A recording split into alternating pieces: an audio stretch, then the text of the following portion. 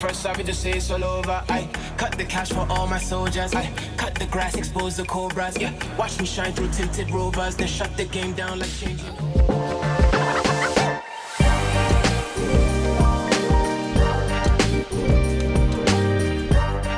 Hello, everybody. My name is Jennifer Lotito, and I'm the president and COO of RED, the organization co-founded by Bono and Bobby Shriver to bring companies into the fight to end AIDS.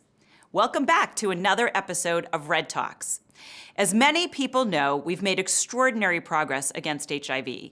And one of the big reasons for that progress is the life science industry, specifically companies like Merck, IQVIA, Vive Healthcare, and Roche, the sponsor of today's Red Talk. There are so many elements to the HIV/AIDS fight that we can talk about, but one thing is clear: it all begins with a test. Because if you can't test, you can't treat, and you can't provide care. I am so happy to be joined by two people today who know a lot about this space. Javier Muñoz, he's an actor, a longtime RED champion and Reducator, and Dr. Allan Pamba, who is the Executive Vice President at Roche Diagnostics. Javi and Allan, welcome to Red Talks. Thank you. Thank you for having us. Good morning. Absolutely. All right, Allan, I'm so excited to talk to you. We've had so many conversations about this, but now we get to do it and share it with everybody. So I'm going to start with you, and I'd love to just, I know your story. You've spent decades in the medical field. Can you take me back to the beginning? What made you get into medicine and the life science field in the first place? Wow, where to start, Jen? It's a great question. You know, it's amazing how the things that happen in your life that you take for granted end up defining your entire career. So I started life in an African village, typical to many, people who've grown up in Africa. We didn't have water, we didn't have electricity, we didn't have, a lot of the amenities that people are used to today. And infectious diseases were quite rife in my environment. So my earliest memories were a lot of kids dying around me from malaria in particular, but other infectious diseases as well, including, pneumonia and diarrheal diseases. Back then, you had about 1 million or more kids dying from malaria alone in Africa. And 90% of these kids were below the age of 5 years. So crossing from year 0 to year 5 was a lottery, literally, and I'm glad I'm here to tell the story because growing up, I lost many friends that I played with to malaria.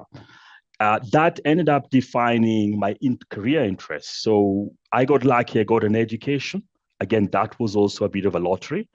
And when I came out to the other end where they ask you, so what do you want to be? What do you want to do?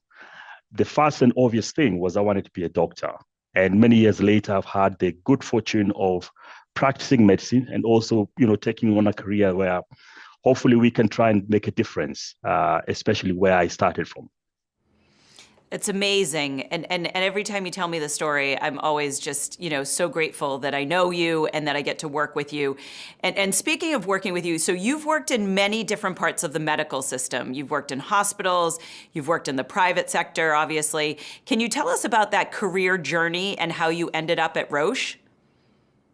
What a roller coaster again. There are probably 3 phases in my career journey, which were defining. So the first was the beginning, which I talked about getting into medical school and studying becoming a doctor. I started off working in research. I worked for a fantastic organization called Kemry Wellcome Trust as a junior doctor, and we were doing research on severe malaria in children, so trying to find solutions to make children survive from that dreadful disease. For those who weren't born then, that was around and about the time the HIV/AIDS pandemic was peaking in Africa. So it was a really tough time for physicians and even more, of course, for patients or people who were living with HIV then. And back then, it was a 3 to 5 year life sentence. This is the sad reality we lived with then. That took me to industry and GSK at that. I spent 14 years in GSK. When I went in, I didn't go in because I wanted to. I went in because I hated the industry. I felt there were these solutions that were there, but there was no access to the patients that I was seeing, to those solutions. And so I went in really an angry person to try and, make some noise. Found normal people like you and me. They just didn't have the experience and the knowledge of, physicians and patients in my part of the world. Over the 14 years in GSK, What happened, which was amazing, was the HIV story in Africa and globally changed. Access to HIV treatments increased tremendously due to changes in policy and breaking of the access barriers. After that, 14 years in GSK, primarily focusing on HIV treatment, I bowed out and I came back to the hospital where I started as a physician. I worked as CEO of Nairobi Hospital for about a year. And towards the tail end of the COVID epidemic, so this will have been October 2021, one Mr. Bana Colombo, who I believe you've spoken to, called me and said, would you like to work for Roche? And initially my question in the back of my mind was, and do what? And he said, diagnostics. And that was, I thought, why would I want to do that? Because I'd grown up in pharma. And that to me was what pharmaceuticals, the industry was about. Then I reflected on it and realized that there's a huge gap in diagnostics and there's a huge opportunity to make a big difference in diagnostics. Roche has laid out platforms in Africa that deliver 50%, at least 50% of all viral load testing across the continent. That is not a mean feat. That is, in my view, a huge reason to believe that we can change the landscape. May I jump on that for a second and just say I love that you focus so much on access. Here, if we're going to really talk about testing as we are, it's, I think, one of the two major branches, right? It's inspiring people to want to know their status, to get tested in the first place, and then having access. I love that. That's inspiring to me. Yeah. Absolutely. And I love also about your story, Allan, is that you've done different things. You've taken risks. You've sort of followed your heart, right? Like you're very intentional about these different things. Even when you started at GSK, I remember you telling me that story. And I just love how intentional you are with every step of your career. And, you could have stayed as a doctor and that would have been an incredible journey as well. And so I'm just so glad that our paths have crossed and we have this opportunity to work with you and to help share your story because it is such an incredible one. But speaking of stories, I want to turn it over to you, Javi. It's so good to see you again. You have been supporting Red for so many years. I can't even describe how much I love working with you and how you bring your passion to everything you do. And this is deeply personal for you with Red's work. Can you talk about your journey and, as you were just talking about, your first experience with testing? Yes, I absolutely can. First of all, thank you for having me. Good morning to you both. Good morning. I guess, this really does start back in the 80s and 90s, right? This starts with like so many of us losing friends and loved ones to age-related diseases. And so HIV and AIDS was in my life. It was not something I did not know about. I very much knew about it.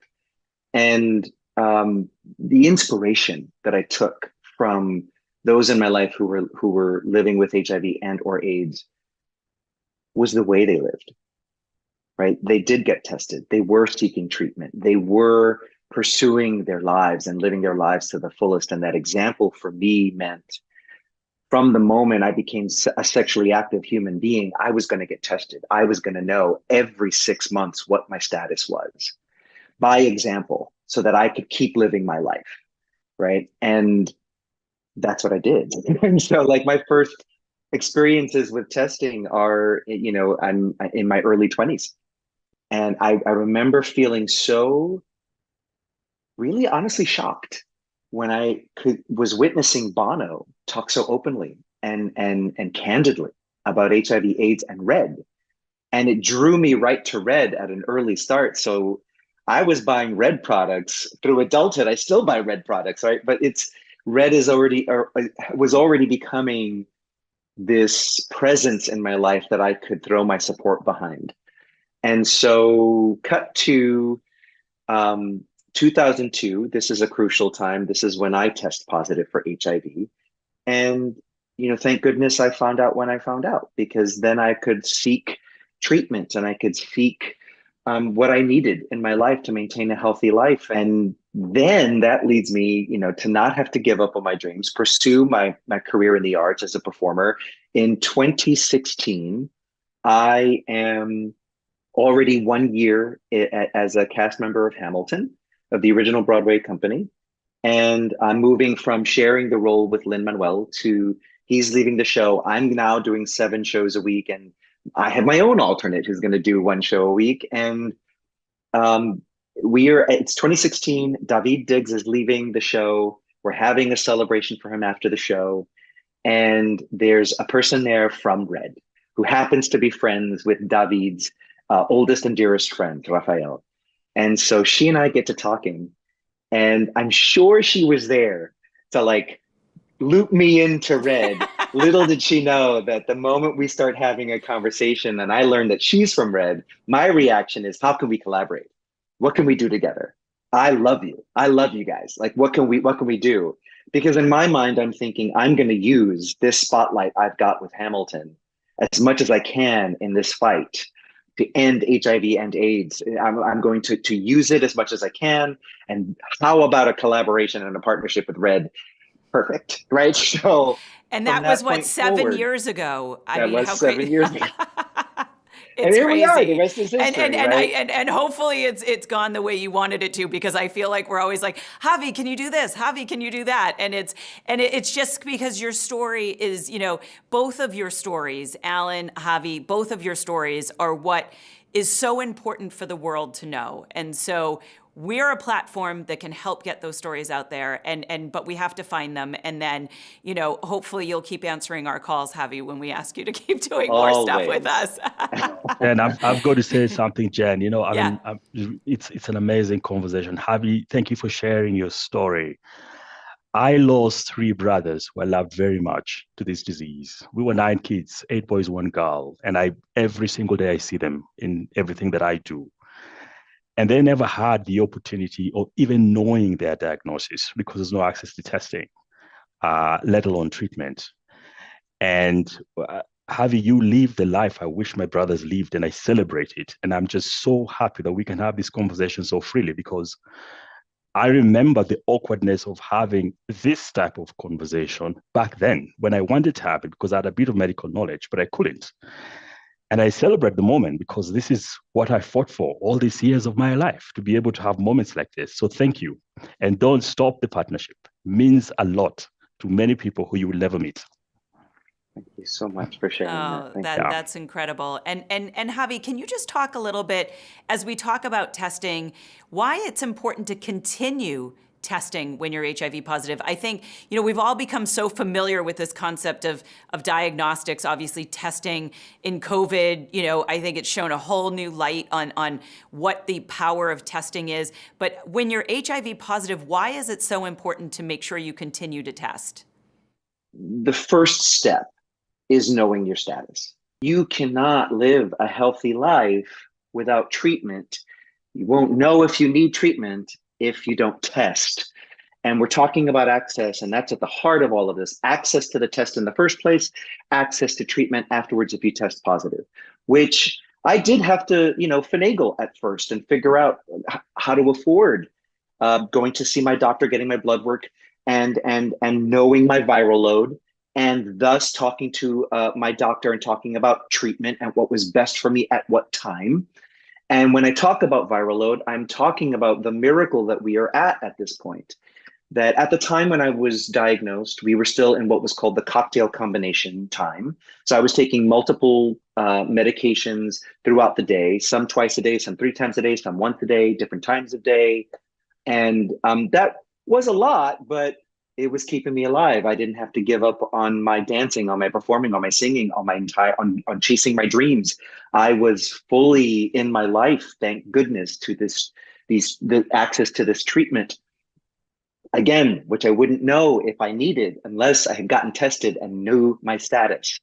And so after a positive diagnosis, what is so vital is to go and know what your viral load and your stats are. Now I'm taking 1 pill a day, take it in the morning with my breakfast, take it with my allergy medication because I have really fabulous allergies. I take it with my vitamins and it's done, right? I've got my medicine and I'm done for the day. And that has kept me undetectable for years. And what that means right now, and it's so miraculous, is there are less than 50 copies of this virus in my bloodstream at this moment. I am undetectable. I cannot give this virus to someone else. That is now proven fact. That is where we are, right? So I think overall, in terms of answering this question, testing to know your status, because it's nothing to fear. Yes, it does impact your life. It doesn't end your life. Yeah, it's amazing, and I think it's really, I mean, it is I would say, and Allan, you can probably talk to this better than me, but like how unfathomable that progress has been over the past 20 years when it comes to not just the testing, but, you know, Allan, as you just talked about with your brothers, I hadn't heard that before. Why test if there's no treatment? So all of this, when we think about the fight, so much has changed over the past 20 years. And speaking of that, Allan, I'm gonna go back to you, because I recently spoke with one of my favorite people, your colleague Bernard Colombo. I spoke with him about this. We actually have a short clip that I'd love to play, and then I'm gonna come back to you with a question on the back end of it. So let's roll that clip. This industry has been helping to improve quality of the test, availability of the test, and speed of result to the patient. And we can achieve that by automation, and we achieve that by progress of science. So what Bernard, it's interesting because Javi just talked a little bit from a very personal perspective, but I'd love, Allan, for you to talk about how you've seen, from your perspective, testing really transform the HIV/AIDS fight. Oh, it's come a long way, Jen. It's come an absolute long way. I can talk about the late 90s when I was a medical student, where, getting a HIV test, first of all, there were very few facilities that offered it. And if you were getting it, you were probably end-stage AIDS, so you're really right at the end, unfortunately. And it took ages. They were doing this centralized antibody testing in the labs. And there was a whole long ceremony of counseling and so on, which was required, which was important, but was not resourced. And so was always quoted as the barrier to getting the test. We don't have a counselor. There's only one counselor going around this 4,000-bed hospital. So you're going to have to wait a week before we can even put you on queue. So it's come from that to where we are today, where point-of-care testing is available, even self-testing, opportunity and options, to very high quality, high throughput testing, not just for diagnosis of the disease, but have you captured it? Also understanding what's your viral load. How many viral copies do you have in your blood? I also shared that when I joined Roche 2 years ago, I was pleasantly surprised that through one of the access programs, the Global Access Program, Roche is able to deliver 50% of all HIV viral load testing in Africa. Access to HIV viral load testing is approaching universal. It's approaching universal. It can reach, it's within sight. And that is tremendous improvement. Now, why is testing important? Again, have you captured the points there? One, so you can get on treatment as early as possible. Fantastic results if you start treatment early. And two, so that we also help control transmission of the virus. Both treatment and testing help with this. The 300 patients I talked about that I saw in my clinic as a young doctor, some of them told me, my goodness, if only I knew my diagnosis earlier, I will not have exposed so and so and so and so and so and so. And I thought, my goodness, then there's a huge epidemiologic value in letting people know their diagnosis early, because they will make the right choice if you give them an opportunity to make that choice. Yeah, I mean, it's really a fascinating story. I want to now move to another interesting part of this fight. I've been doing this for 15 years. I think often about, Javi, when you were just talking about your testing and knowing your numbers, right? Like, it's not that different from like a test if you have diabetes, or certainly now we have a test, right, for COVID and whatnot. But there is a big difference, and that's the stigma. And so, Javi, I'd love for you to talk a little bit about, sort of the stigma that we're seeing and how much reducing stigma around HIV, why it's so important. When I think about what's at the heart of my activism, I think of stigma as a wall. And every action that I take, in this fight, I'm punching just a small hole in that wall to crumble it down. It's persisted for far too long. And, without getting too in the trenches, when we look at the 80s and when this first began for us as a planet, the messaging was dangerous. And that being the root of where we start from is really hard in this day and age to still undo. And it's easy, I think, for folks who aren't keeping an eye and an ear on the progress to think that we're still there when we have come so far. Personal example is, I was living in California between 2000 and 2002. I had met someone and we were dating very briefly before we went full into a relationship. I was still HIV negative at the time and very active in this arena. So it was very clear that I was a safe space to talk to in terms of HIV and AIDS. But this partner at the time did become positive and could not share his status with me. And I became positive as a result. And it took me a long time to wrap my brain around this and just understand it. And I remember a year later, I came back to California and I came to talk to him and I came to forgive him.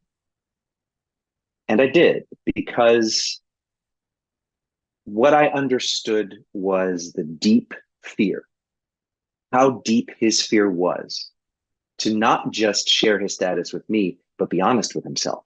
And I think it's the reality at the time, and even still for some people, to let the fear of judgment, of the way an HIV positive status can impact how you are perceived, how you are greeted, whether it's employment, whether it's amongst friends or partners or possible partners, in all aspects of your life. You're not really, and to this day, I even with my platform and my openness, I still come face to face with stigma all the time, and it manifests in so many ways. And I understand it. I understand that fear. And while it does make me incredibly angry and frustrated, it feeds my fire that we have to keep the conversations going.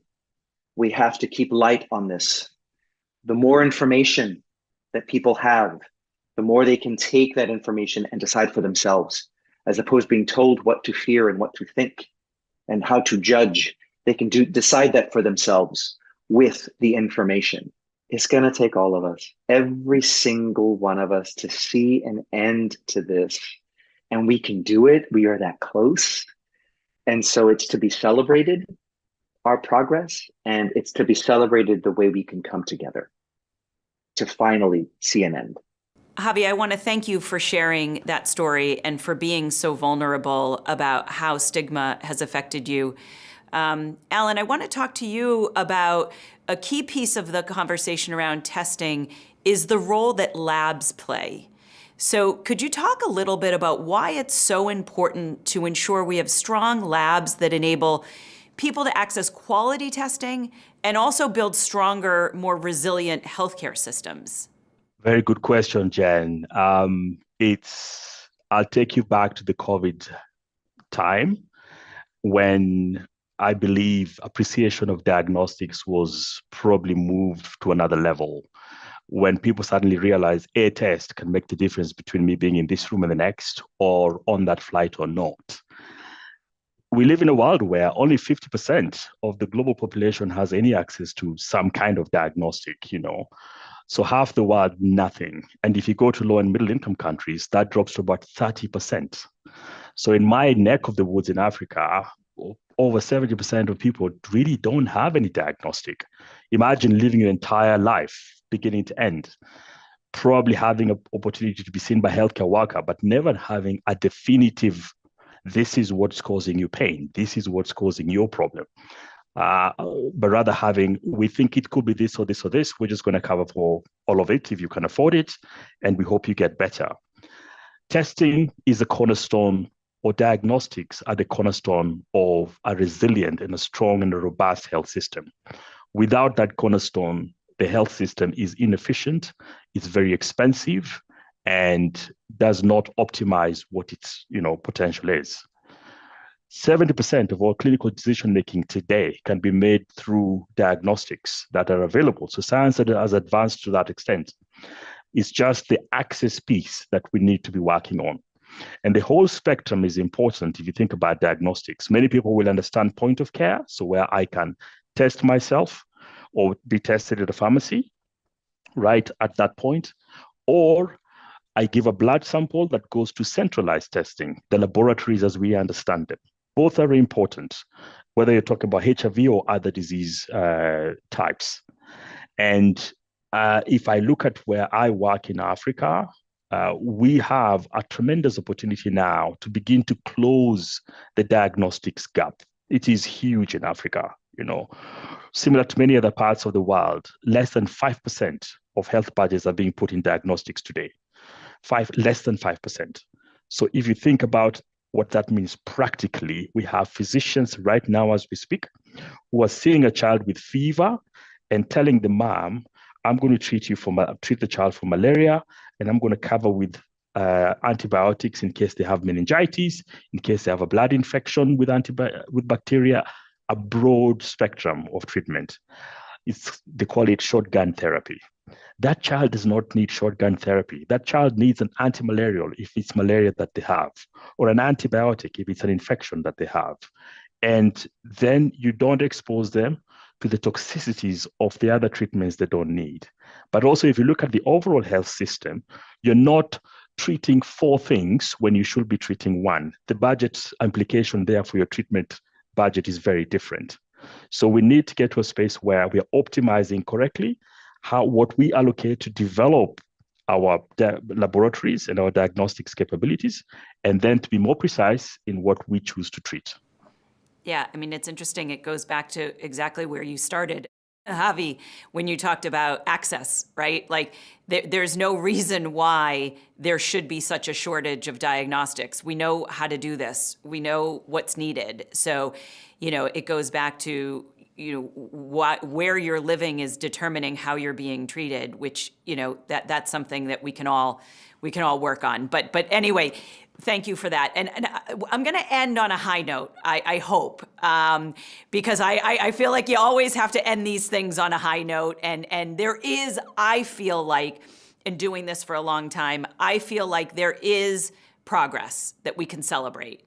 And so I'd love to hear from both of you, what gives you optimism about this battle that we are continuing to fight? And Allan, I'm going to start with you.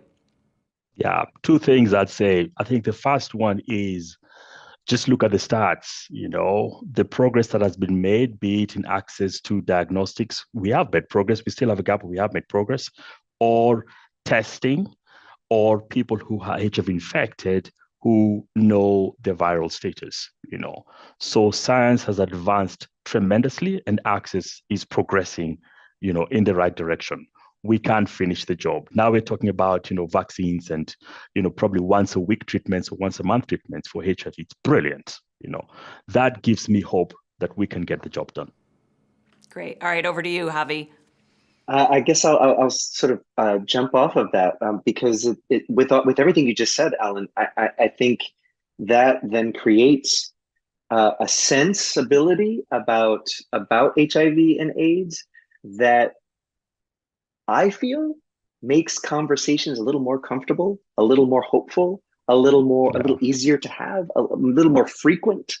And it's that communication, because I know with my presence, I've seen the growth of interest in showing up for this cause, in supporting this fight grow. And I think it's a direct, outcome from all of this progress that we're making. Absolutely. And Jen, I did say I had 2 points, so it's happy to give me. Absolutely. But the second point is this conversation that we're having gives me hope. I love the conversation. I love where we have reached. Yes, we still have some work to do, but it's miles apart from the conversations we were having 20, 30 years ago. I couldn't agree. Yeah, and I couldn't agree more. And I think, for me, we've all three of us have been doing this for a long time, and I think for me, it's conversations like this, and I've actually had a few of them this week. A lot of people think, oh, the AIDS crisis is over, it's not in the headlines, everything's like done and dusted. But you meet some people who are so passionate about this, and people like you, and you're like, it's a reminder, because this is hard. This is really hard work. It's exhausting. It's a slog. We're doing it day in and day out. But when you meet people who are as passionate as you are, I find there to be real optimism there and real hope. And, I sort of am back and forth on the word hope because it just feels like this airy thing. But the progress that's been made, the fact that we're not going to sit back, we're not going to be complacent, we're going to keep our foot on the gas. We know how to end this. Right? Like we know how to do it. It's just a matter of resources. And then it's a matter of the stigma. And I think, Javi, the way you came on to Allan's last point, it's almost like the full circle, right? As you get, all of the diagnostics in place, you get the treatment in place, you start, you start hitting that brick wall with the stigma, and you kind of keep this going. And I feel like we've got everything going in the right direction. And I will just say, I'm so grateful to both of you for sharing your story.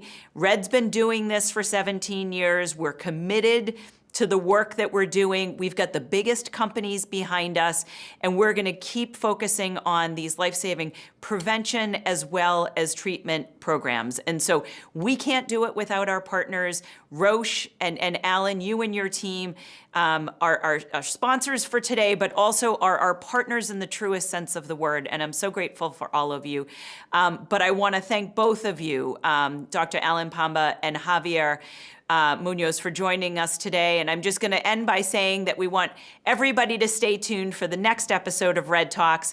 Be sure you follow Red on social media. You can hear more about these stories. And I also want to mention there was a story, Javi, that you did with Carl Nassib that we're going to put up on our channels to make sure people can see that, talking all about stigma. It was a great story that you guys did together.